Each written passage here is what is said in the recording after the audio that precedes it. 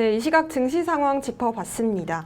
간밤에 뉴욕 증시 3대 지수가 일제히 상승을 했고 오랜만에 상승에 시장이 좀 환호하고 있는 모습인데요. 우리 시장도 양시장 모두 빨간불을 켜내주고 있습니다. 자세한 내용 전문가님과 함께 말씀 나눠보도록 하겠습니다. 이광무 대표님 모셨습니다. 어서 오세요. 네, 안녕하세요. 반갑습니다. 네, 전문가님 오늘 오전장 흐름 어떻게 보십니까?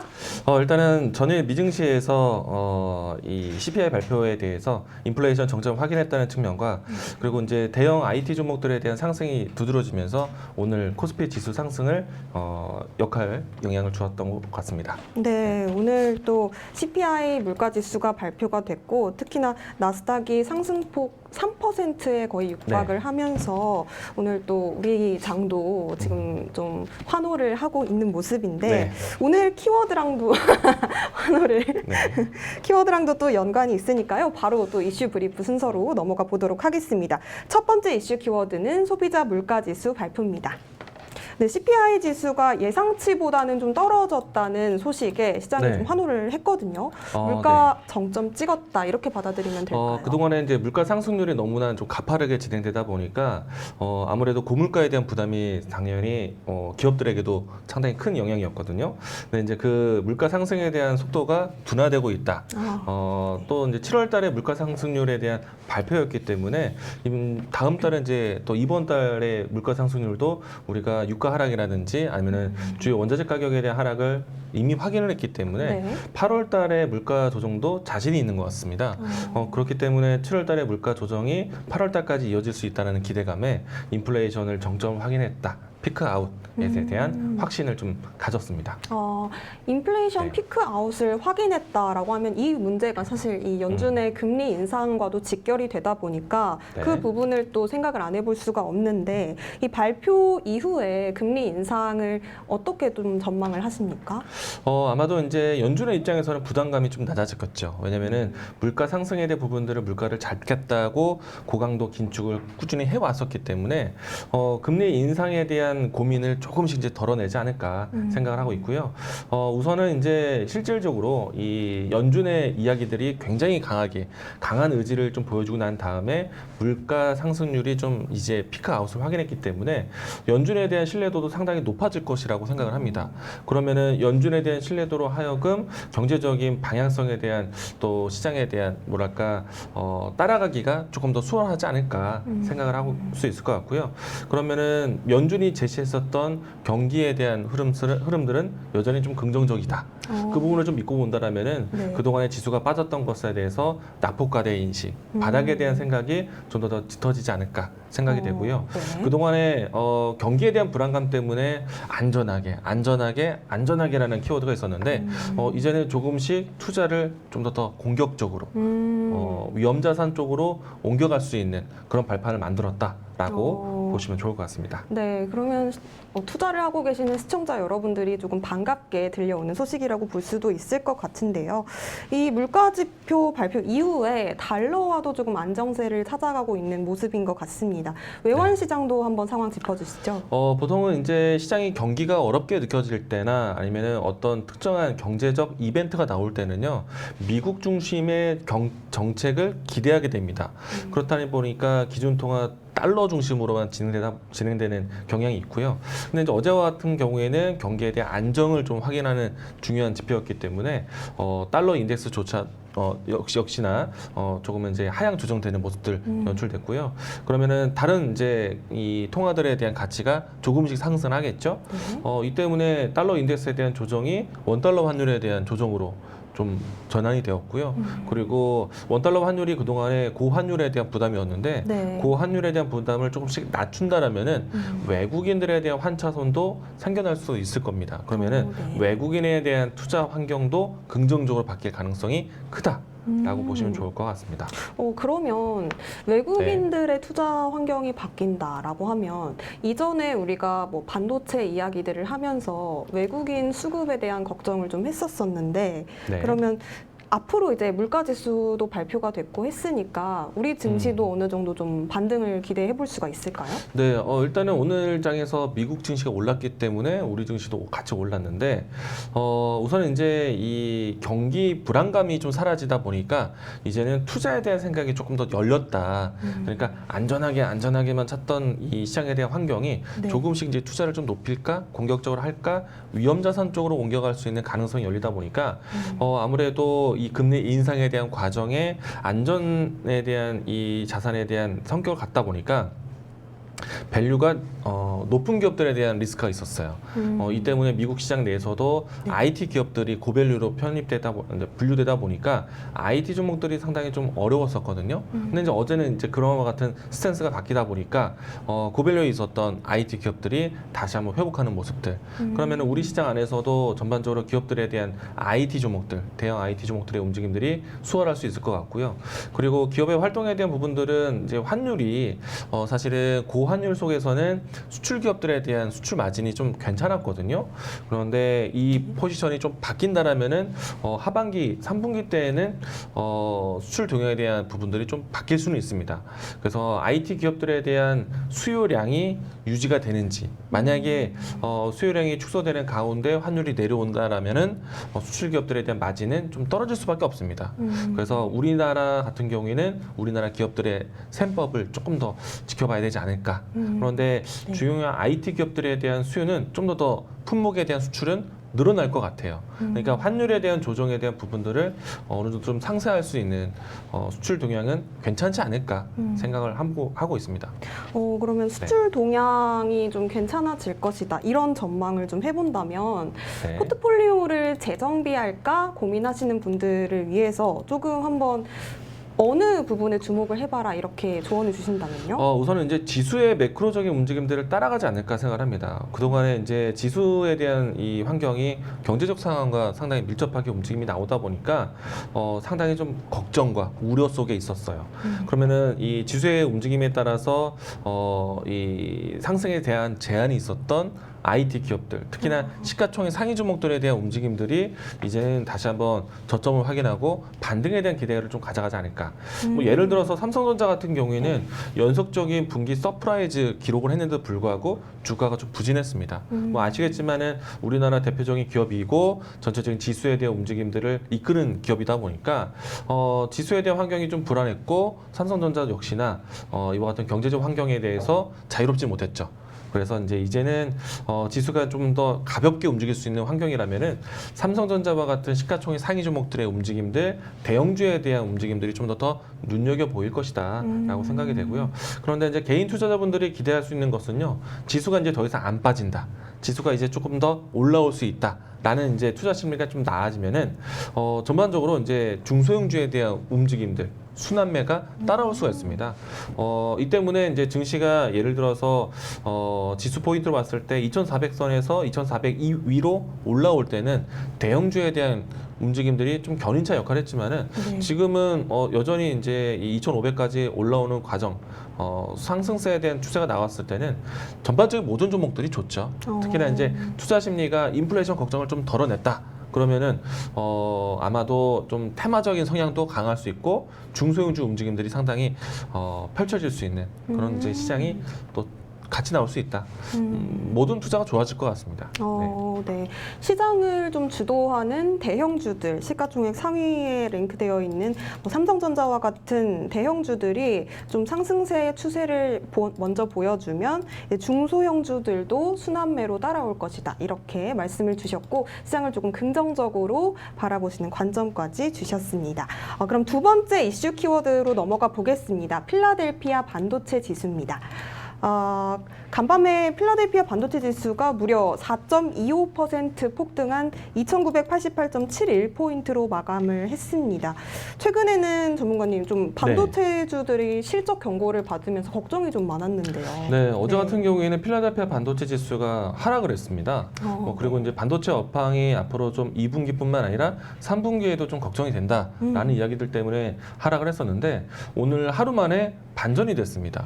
뭐 지수 움직임도 좋았고 여기에 지수 상승에 대한 견인차 역할을 반도체 기업들이 했는데 우선은 이제 나스닥과 필라델피아 반도체 지수에 대한 지수 흐름을 먼저 좀 보도록 하죠. 나스닥 같은 경우에는 어제까지 했을 때 오랜만에 숨고르기의 모습에 조정이 나왔습니다. 그런데 오늘은 다시 한번 상승 전환했는데 최근에 대한 고점이 돌파되는 급격한 이제 좀 반등을 좀 빠르게 했습니다. 이 모습을 이끌어준 것은 필라델피아 반도체 지수다라고 할 정도인데 필라델피아 반도체 지수가 어제 같은 경우에는 장중에 5%대까지 하락을 했었고 종가상으로 했을 때는 마이너스 4.5% 하락을 했거든요. 그런데 오늘 4% 이상 하면서 어제 음봉의 이상의 만큼의 양봉이 연출된 겁니다. 그러면은 추세에 대한 전환이 상당히 빨랐다라고 할 수 있겠고요. 그리고 필라델피아 반도체 지수 같은 경우에는 지수 움직임에 따라서 7월 달부터 꾸준히 반등세를 했는데 계속해서 투자 심리를 좀 대변할 수 있을 정도로 빨간색 양봉의 흐름들이 연속적이었습니다. 그러니까 투자 심리가 계속해서 좋았었고 어제는 이 마이크로인이라든지 엔비디아와 같은 기업들이 실적이 안 좋을 수 있다라고 경고장이 나왔는데 이 때문에 이제 어느 정도 일정한 기간은 좀 쉴 수도 있겠다. 저희도 그런 이야기를 했었잖아요. 네. 그런데 오늘은 하루 만에 이제 그 부분들이 바뀌었습니다. 이유를 좀 보면요. 마이크론과 이 엔비디아에 대한 실적 주의에 대한 전망이 여전히 어렵다라고 판단되지만 이 어려운 환경이 이제 더 이상 깊어지진 않을 것 같다. 여기가 반도체 업황의 바닥이다라는 이야기가 나왔다는 겁니다. 네. 반도체 업황의 바닥이다. 그러면 이제 올라갈 일만 남았다. 이렇게 생각을 해볼 수도 있을 것 같은데 네. 또 CPI 지수가 예상치를 하회한다. 이런 내용이 발표가 되면서 이 바이든 대통령도 좀 한숨을 돌렸을 것 같아요. 네. 한숨을 돌리면서 이제 밀어주는 법도 있을 것 같은데. 네, 우리가 이제 걱정하는 요인들은 이제 인플레이션 다음에 만약에 이제 우리가 스태그플레이션과 같은 경기 침체에 대한 이제 과정으로 넘어가면 어떻게 될까에 대한 걱정이었거든요. 네. 그러려면은 연준의 입장이라든지 미 정부의 입장에서는 인플레이션을 먼저 잡기 위해서 금리 변동을 만들었습니다. 근데 이제 아무래도 금리가 올라가게 되면은 대출 부담에 대한 이자 부담에 대한 부분들이 뭐 일반적인 서민들뿐만 아니라 기업의 입장에서 상당히 크거든요. 네. 그러면은 기업에 대한 투자가 주춤할 수도 있습니다. 왜냐면은 자산을 좀 더 축적하거나 이자 비용에 대한 부분들을 좀 부담이 느낄 수 있기 때문에 기업들이 투자를 망설일 수도 있습니다. 그러면은 뭐 당연히 소비자로도 마찬가지고 이와 같은 흐름 때문에 경기에 대한 이 활동이 좀 둔해질 수 있겠죠. 이 때문에 경기 침체에 대한 걱정을 해왔습니다. 네. 그러면 여기서 이제 연준이라든지 미 정부에서 어떤 포지션을 취해야 되냐면은 경기를 이제 속도가 둔화되지 않도록 경기를 키울 수 있는 부양 정책을 만들어야 됩니다.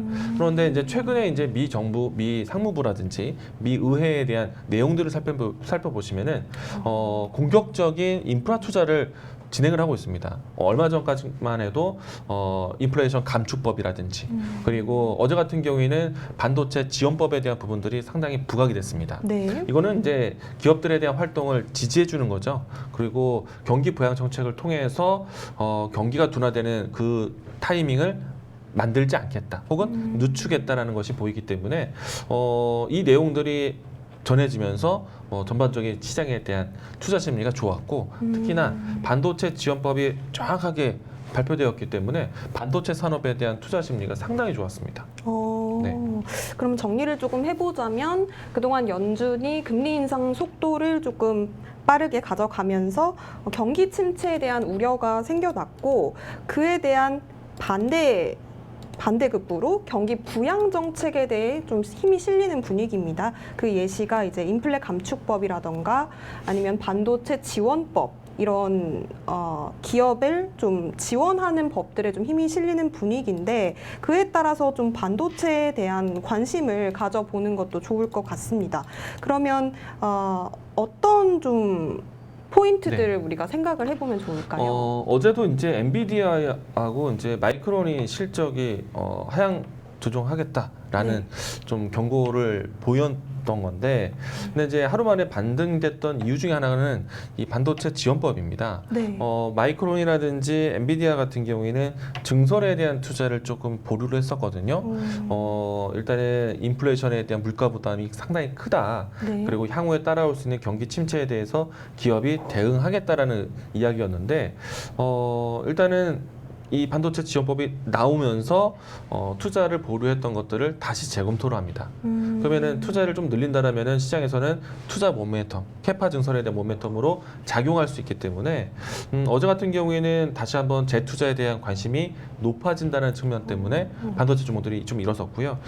뿐만 아니라 어제 같은 경우에는 퀄컴의 파운드리 투자에 대한 계획도 다시 한번 또 회자됐습니다. 그리고 이제 기존에 우리가 대규모에 대한 투자를 예상했었던 인텔도 투자에 대한 혜택, 이 반도체 지원법을 통해서 받을 것으로 보고 있고요. 미국 안에서 이 반도체 증설에 대한 투자 모멘텀을 받는다라면은 여기에 투자를 하게 되는 TSMC라든지 삼성전자도 당연히 큰 수혜를 받을 것으로 보고 있습니다. 지금은 대만이라든지 우리나라 같은 경우에 기업적으로 했을 때 얼마만큼의 세액 공제를 받을 것이며, 그리고 어떤 이 관세에 대한 부분, 관세 이제 서로에 대한 관세에 대한 부분들을 논의하면서 이제는 이 좀 더 공격적인 증설이 나타나지 않을까 예상을 하고 있습니다. 그렇기 때문에 지금은 반도체 업황에 대한 걱정보다는 실질적으로 투자로 돌파하는 모습으로 시장이 해석이 되고 있는 것 같고요. 그렇기 때문에 좀 반도체 물론 이제 수요에 대한 환경이 좀 중요하겠지만은 증설에 대한 모멘텀은 상당히 좀 크게 진행될 것으로 예상을 하고 있습니다. 네. 이 반도체 업황에 대한 걱정보다는 이제는 조금 반도체 지원법의 수혜를 받는 실질적인 투자가 이루어지는 그런 기업들에 좀 주목을 해보시면 되겠습니다. 우리나라 기업들도 아까 삼성전자를 말씀을 해주셨는데 또 수혜를 받을 수 있는 종목들이 어떤 게 있을까요? 일단은 삼성전자가 가장 공격적인 투자를 하고 있기 때문에 삼성전자 향 기업들을 찾아보셔야 될 것 같아요. 계속 이 자리에서 강조를 많이 드렸던 내용이기도 한데, 미국에서 삼성전자가 투자를 한다면 앞으로 이제 차세대 반도체에 대한 이 기술 반도체로 진입하게 되는데, 아마도 10나노 이하급에 대한 반도체 증설이 미국에서 이루어질 겁니다. 그렇기 때문에 뭐 EUV 공정이라든지 그밖에 나노 반도체에 대한 관심으로 옮겨가시는 게 중요할 것 같고요. 이와 같은 뭐 장비, 소재, 부품 모두 다 좀 따라가지 않을까라고 생각이 되고요. 네. 조금 우려스러운 거는 미국에서 미국을 위한 미국의 투자가 이루어지는 것이 뭐 기업들에게는 호재가 될 수도 있지만은 한편으로는 이 내용들 때문에 중국에 대한 눈치 보기가 상당히 커질 수도 있습니다. 그래서 조금은 아쉽지만은 기업들 간에 좀 이 성향을 좀 봤을 때 삼성전자에 대한 포지션은 좀 긍정적이지만 SK 하이닉스에 대한 포지션은 조금은 답답한 흐름, 답보가 좀 나타날 수도 있다. 좀 생각을 좀 보셔야 될 것 같습니다. 네, 삼전향 장비 기업, 뭐 소재, 부품 기업들 말씀을 먼저 주셨습니다. EUV 공정 관련 기업이라든지 뭐 나노 반도체 관련 기업들 좀 주목을 해보시면 좋겠다고 계속해서 전문가님께서 말씀을 주셨는데, 아무래도 이 치포에 대한 네. 가시화가 이루어지면서 조금 중국의 눈치 보기를 하는 기업들이 좀 있을 것 같아요. 네. 우리나라의 반도체 수출의 또 대부분이 또 중국에서 발생을 하기 때문에 중국을 배제하게 되는 치포 동맹에 대해서 상당히 아마도 기업들의 피해가 나올 수도 있습니다. 물론 이제 앞에서 제가 이야기 드린 적이 있는데, 중국에서의 의존도가 높은 반도체 사실상 타격은 받겠지만 중국 안에서 이 모든 것들을 다시 한번 내재화하는 거는 쉽진 않다. 왜냐하면은 기술에 대한 장벽이 있기 때문에 중국 안에서 물량 소화하는 건 힘들기 때문에 여전히 일정 부분에 대한 수요는 유지될 것이다. 라고 이야기를 드렸었거든요. 그래서 이제 가까운 시점에서는 중국에 대한 미중 갈등에 대한 부분이 반도체 기업들에 대한 리스크로 작용하지만 조금 더 시간을 길게 둔다라면은 미국에서는 조금 더 이 수요에 대한 부분들이 얼마만큼 더 늘어날지 그러니까 계산 불가거든요. 근데 중국에서는 어느 정도 계속해서 확보될 수 있는 부분들은 좀 지켜질 것이고요. 그렇기 때문에 미국에 대한 투자 모멘텀을 좀 더 크게 볼 것이다. 라고 이야기를 드려왔는데, 분명한 거는 일단은 2분기 때부터 반도체 업황에 대한 부담, 3분기 때도 이어지지 않을까 생각은 하고 있습니다. 뭐 장기적으로 봤을 때는 저는 이때가 기회다라고 생각을 하고 있거든요. 왜냐하면은 PC라든지 스마트폰에 대한 이 수요가 늘어나야지만은 반도체 활동이 좀 커지는데 이제 신제품이 이제 나오기 시작을 했어요. 여기서 이제 인텔에 대한 신제품까지 나온다라면은 반도체는 완벽하게 전환되지 않을까. 그러니까 지금은 업황 우려로 있지만은 업황 호황기로 확 완벽하게 바뀌지 않을까 예상하고 있거든요. 그렇기 때문에 저는 네. 지금이 오히려 기회다라고 생각이 되는데 일단 그동안에 이제 이 반도체 디램 가격에 대한 영향이 상당히 좀 추이가 조정이었는데 지금부터는 반도체 가격에 대한 반등도 좀 저는 3분기 때부터는 예상을 할 수 있을 것 같습니다. 물론 이제 지금 현재 전망으로 봤을 때는 3분기 때 반도체 가격이 뭐 18%에서 15% 정도는 더 떨어질 것이다. 그리고 4분기도 5% 미만으로 더 떨어질 수 있다. 그러니까 올해 연말 때까지 계속 내내 하락할 것이다라는 전망인데 중요한 거는 신제품 나오기 시작하면은 이와 같은 이제 관측이 완벽하게 달라질 것 같습니다. 근데 이제 시장에서는 공식적인 발표를 기다리고 있는 것이거든요. 그렇기 때문에 공식적인 발표 이전까지는 아무래도 업황에 대한 기조, 둔화에 대한 기조가 유지될 것 같고요. 그런데 이제 공식 발표 이후부터는 그 부분들이 좀 많이 바뀌지 않을까. 그래서 저는 올해 3분기와 4분기가 반도체를 좀 더 모아갈 수 있는 기회가 되지 않을까. 그런 상태에서 투자에 대한 내용들이 좀 더 빨라진다라면은 그 조정 시간이 더 단축되지 않을까 생각을 하고 있습니다. 네, 이 업황 부진에 대한 좀 걱정이라든지 뭐 미중 갈등 리스크가 아무래도 우리가 반도체를 선뜻 관심을 가지기는 조금 힘든 부분이기는 하지만 장기적으로 봤을 때는 뭐 3, 4분기에 신제품 발표 모멘텀도 앞두고 있고 또 모아갈 수 있는 기회로 또 생각을 해보시는 것도 좋을 것 같습니다. 네, 지금까지 CPI 발표 그리고 필라델피아 지수 상승 이렇게 두 가지 키워드로 오늘장 이슈 정리를 해봤습니다.